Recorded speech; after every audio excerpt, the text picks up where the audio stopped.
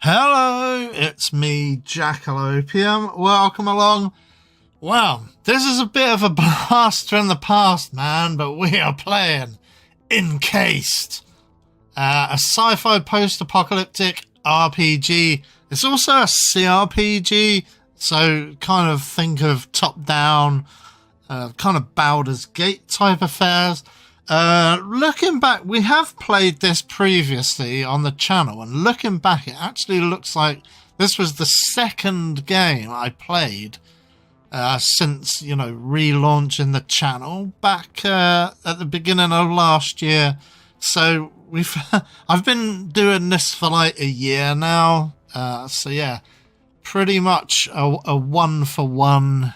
We started, I think this ended in March of last year, and now we're starting again in March of this year. So yeah, quite a coincidence, I guess. But I just wanted something. I knew I had a couple of revisits to make. So yeah, let's crack on. This is going to be episode 22. That's like the overall episode number. This of course will be the start of season 2, so season 2 episode 1, but overall it's going to be episode 22. I'm going to keep the same numbering to follow on, so that might be death, I don't know.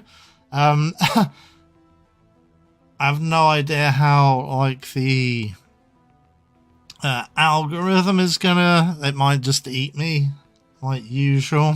But yeah, I've been having a bunch of kind of questions being asked about Encased, and the last episode is one of the kind of most highly viewed videos on the channel, and that was the last one. We just got out of the Sonora bunker, I think it's called. Let's go into the game and we'll have a look at the game world. Let's just go in like this. It does say we need to search floor 4. That's what the save file says. That's what my notes say, right? However, when we go in, we've already explored floor 4. This is Magellan. We are in the Magellan Base. I did have a look to see at the end of last episode. We were still in Sonora, I think, at the end of last episode. So I've come a little bit further. And yeah, for some reason it does say explore for floor 4. However, everything's been explored. We've pretty much explored this level, or I've explored it off camera before getting here. So this guy is a guy called Abner Adamides, and he's actually a quest holder. He's tasked me to stop a kind of rebellion from the Orange Wings, and if anybody remembers, there are 5. Yep, we'll just go through decontamination. Let me get out of here, then we will look at the quest log. And we also want to look at the map, the game world. If anybody remembers this, what has happened is we've gone into a kind of alien bubble, very much like the film's Annihilation. If anybody's seen that film with Oscar Isaac and who's that lady? Padme Amidala. So yeah, they're in it, and it's a really great film. You should definitely check it out. It has been accused of being a bit of a rip-off of another film, a Russian film called Stalker, which is an Andrei Tarkovsky film. And that's also a massive influence on both this game and like the Stalker series. So if anyone's familiar with the Stalker series, they'd have inhabited the world of, it's not quite this world, but it's based on the same thing. See, this has been renamed as the Picnic Neutral Zone. Now, that's important because the original short story, the original Russian short story, i.e. it's based on like a novella or a short story, like a piece of literature. It's called, I think it's called like Roadside Picnic, right? But in the short story, the Roadside Picnic is actually more of it's not a literal picnic. That's more of a metaphor for the events. But in this book, it is, in this game, it is a real literal picnic, and the kind of splash zone for touchdown after we enter this bubble, this alien bubble, has been renamed as Picnic Neutral Zone. And the other thing that's happened is, we've gone into this alien bubble. So events are kind of weird to the real world. The real world exists outside of our bubble. We can't get back out. Once you go in, you're in for good as... oh my gosh, it's a song. He was in Pink Floyd. He was in Unicorn. We are in this bubble. However, something else happened while we were in the bubble. We actually found ourselves in this here maelstrom, or I think we were in the maelstrom observation camp. It's the maelstrom which creates the bubble, but as we were approaching the maelstrom, that was our kind of mission. Our mission is to study the maelstrom and document life under this dome. Once we approach the maelstrom, we are actually thrown forward by 2 years. So we're kind of doubly in a kind of rare old situation. We are in a kind of double, kind of fantasy zone, if you will. We're inside this bubble, which is an alien bubble. We're also, like I say, we were thrown 2 years forward. So that is like an added level of alienness, if you will. It sort of does remind you of the going back to kind of 1970s sci-fi or science fiction and fantasy, but the Dario Argento film Suspiria very much had a kind of double or even triple fantasy zone. It was kind of she went from the US to Germany, the Black Forest, and there was a dance school, so that's already 2 levels of fantasy. And then towards the end, she goes into the kind of the secret underbelly of the dance academy, so that's a 3rd kind of region of alienness. That's how I think of this. It's several kind of concentric circles. We do have... Oh no, we need to go back into this. We do have a couple of quests to do. The emulator project is one of the kind of overall things, but it is something to do with... the first quest we're going to mark is the emulator project. We've apparently managed to get hold of the anomalous essence, and the essence we've already delivered to the emulator, so I don't know if that's going to figure into things moving forward. However, if we come down here to this other quest here, the heat is rising, I'm going to pin this. The problem with the power supply was caused by, or the problems with the power supply were caused by the accident on the reactor level. So we're on level 4 and the reactor level is level 7. So that's likely where we're going next. We're also going to highlight, we're going to come all the way down here and we've got this quest imprint and it shows us companion quest. There is apparently, this will lead to possibly the inclusion of an android companion. We did meet her at the end of last episode, so if you need to know more, go back and watch the last episode. It's a good one, but not as good as season 2 is going to be. Of course not. Everything's just going to be better in season 2. Believe me, trust me. So yeah, we've helped Yoko, and she returned to Akira. So we do need to talk to a guy called Akira. He created Yoko, this android. What's the other one? Yeah, this is the other quest we're going to pin as well. Playing detective. So yeah, this is like an upcoming orange breakout.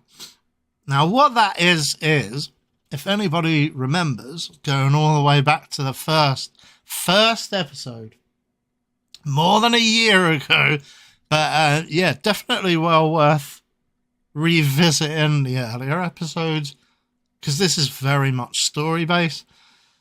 Society under the dome is obviously some kind of planned community.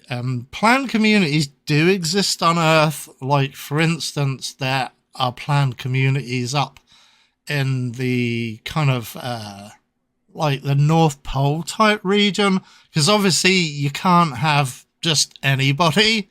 You can't have like people up at the North Pole, because they'll just get ill and you know, get ill and like cause like a big, it would be problematic to have people up at the North Pole. So communities are actually planned up in the North Pole. There are hundreds, if not thousands, of people that live up at the North Pole, but they're all like planned communities, i.e., you know, you have to pass like a rigorous kind of like mental and physical tests and things like that. I'd never pass because, like, obviously I'm not an able-bodied person, so I would never pass. And, you know, I'd never be allowed in the real world to go and live up at the North Pole. But why would I want to? Everything is cold up there. And it's kind of dangerous. That's where polar bears live. And, you know, they eat people. Polar bears literally do eat people. But yeah, let's crack on. One thing I thought we're going to do first off is we're going to go and find this guy Akira. And here he is. This is Akira over here. This is Yoko, who we ran into last episode. It looks like he does have and he is working on, it looks like, another kind of human looking android. So let's go and talk to him. Maybe we can. Oh, look, there's another one who isn't quite as far forward. So yeah, let's talk to Akira about Yoko, who stood behind him. Here we go. A strange couple, an android girl. Yep, we know that's Yoko with a huge rifle and a grizzled, long-haired scientist. Hold each other in a lingering embrace. In a fit of feeling, Akira even tries to lift Yoko into the air, but his legs shake and instead the white... but here we go. We could either loudly exclaim kawaii, because of course we would know that word, because like Westerners would know that word in the 1970s with no internet. I mean, I heard it used a few times when I was in Japan, but you know, we mostly know it from internet type things. Or we could observe out loud that it looks quite unnerving, or tell him it's so cute you could vomit. Observe out loud that it looks quite... no, let's say about vomiting. Akira finishes hugging and shakes your hand. He's clearly affected. Thank you, he says. I don't know what I'd do without you. Yoko, thank you for returning my daughter to me. Tell him you are happy, or we could clarify. Let's clarify. Akira shrugs awkwardly. Yes, I prefer not to discuss it. I'm just happy she is intact. So yeah, let's tell him we're happy to help and then just move away. So there you go. That's finished off the quest there. It was the imprinting quest. So I think what we want to do is get Yoko, get the Yoko droid as part of our team. I think what we are going to do is have a team of me. We're going to keep Crump. I think we'll lose Fox for right now. And then we'll substitute. We'll swap out Fox and we'll try and get hold of Yoko. I think that's the plan. So we're going to swap out Fox. So I think what we need to do is just strip her of everything. What else does she have? I mean, we don't need this Fang Shiv. I might grab this Heraclitus Pyrokinetic Psi Glove. Because I'm a Psi user as well.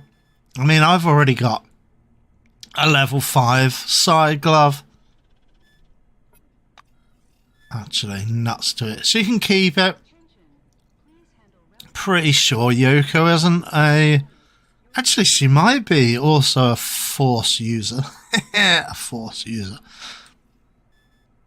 So let's unequip everything. And then, yeah, out comes her original look. In the Fox mask. And yeah, she can keep the Fang Shiv. But yeah, let's swap her out. Two furious, unblinking eyes sparkle at you through the mask's slots. Yeah. Alright, we're going to tell her to leave unceremoniously there. Hunches over a bit, then quietly hisses. I will be at the arena. Alright, off you pop. Yeah, and there you go. So let's go and grab Yoko. I think we might have to do a little bit more to grab hold of her. Something clicks in the head of a motionless Yoko. The white plastic of her eyes shines with faint light. You see her dark brown iris and bright pupils standing out. They're almost indistinguishable from the real ones. Social mode. Hello, Senpai. Yeah, that's not going to get annoying at all. Ask Yoko if she's glad to be back at the station. I don't have any changes in my cognitive functions that are caused by the emission of chemical substances into the blood flow. Please, specify the definition of glad. Is it contextual? Yoko tilts her head and cutely squints, just like during your first encounter. Yeah, that was just a pop-up regarding one of my other interests, which is collecting decks of playing cards. I do have a little bit about playing cards and tarot cards and stuff like that on the Discord, so depends if you're into that as well. Let's tell her she's glad if she is close to her people, or tell her she's glad if she feels like she belongs. That's a little bit scientific. If she discharges her built-in functions.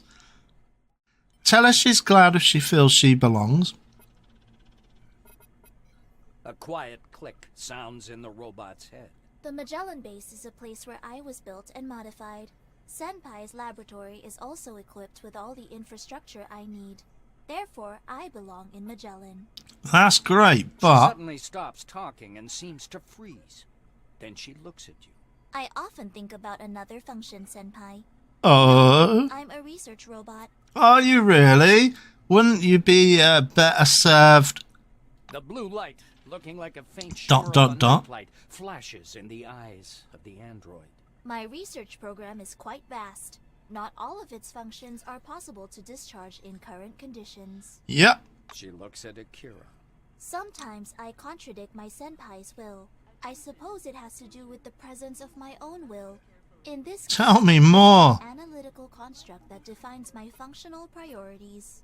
Some little fan in her head begins to hum loudly. Her gaze starts to draw circles in the air as if she watches something rotating. By all appearances, Yoko is deep in thought. Wow. Senpai, going to Sonora was my idea. Akira was against it. I showed my will. In terms of the realization of my research program. She tilts her head a bit, but she doesn't squint. Her gaze is calm and indifferent. Her emotion modulator seems to glitch. We could ask her whether she wants to explore the world with us. Just a suggestion. The fan in her head begins to hum more loudly. I observe a contradiction between your offer and my framework program. On the other hand, my research program is higher priority, and its requirements coincide with your request. I agree, but you must ask Akira. Alright, we'll go and talk to him. Thanks a bunch. I said talk to the old man. Wow, look what the wind blew in. He says I've serviced Yoko's system. She's totally fine. And she's charging nicely. Thank you with all my heart. Well, I might have to break your heart. Right about now. Ask him whether he would let Yoko go with us. Okawara stares at you as if you suggested something lewd. My Yoko? No! Where did you even come up with such an idea? We do have a couple of skill checks we can pass here, so any of these could be quite good, but we're going to take the skill check. We've spoken to Yoko and she wants to see the world. That's at charm 60. Akira resentfully throws up his hand. She wants to, he says. She wants to, he says again loudly. Do you understand we're talking about a robot? A robot designed to mimic a child. In fact, we're talking about a little girl. She doesn't know what's good for her, but I do know. Right, so there we go. We've got another couple of skill checks we could ask. We could either use our conviction of 60. We're talking about, are we talking about a little girl or a robot, we could say? Or we could use our intimidation. Tell Akira he's created a machine with personality and emotions. Depriving her of choice is cruel. I say we take the intimidation. Why not? Okawara freezes, gasping for breath. I know she wants to see the world, he says. I know this because I created her in the image of another little girl. Probably his real daughter, right? But that is not important. His voice sounds muffled. A scientist grabs you by the hand and gives it a firm squeeze. You're right. If I love Yoko, I should not be a tyrant and impose my will on her. Yeah, if you love her, let her go. If she is able to recognize the concept of freedom at the logical level, she will appreciate it. And that's the best reward for me. Okay, so she's dictated by robotics. It is just a robot. Just, in inverted commas, an imitation of life. It can't experience fatigue, pain, bleeding, or poisoning. I believe we have to use repair kits instead of healing kits. So yeah, I think that's how we're gonna equip her. I mean, we still have to put down this upcoming orange breakout, which sounds very troubling. The quest is pointing us towards ambushing them in the showers. And we need to sneak up on them unnoticed. Now, where would the showers be, right? Probably in the...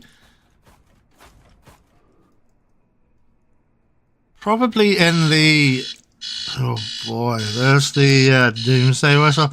Yeah, that would probably lead us to the... It is a shame we can't... Come on!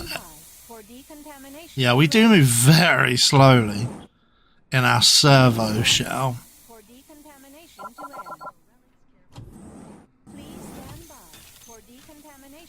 So yeah, let's bring up the list of floors. Oh, for crying out loud. So yeah, we must have already been to the hall, the warehouse, the military post. So residential area maybe for the oranges and their showers. Administration for another quest, and then the reactor section. So we could go down these one at a time. So I guess we can look at level 5 next episode. But yeah, thanks for watching. Oops. We haven't really done too much. But we have recapped everything. Hope everybody is up to speed on their very in-depth, story-driven stuff of Encased. But yeah, thanks for watching. Please do leave a like, comment, and subscribe. And I'll see you on the next one. Thanks. Bye for now.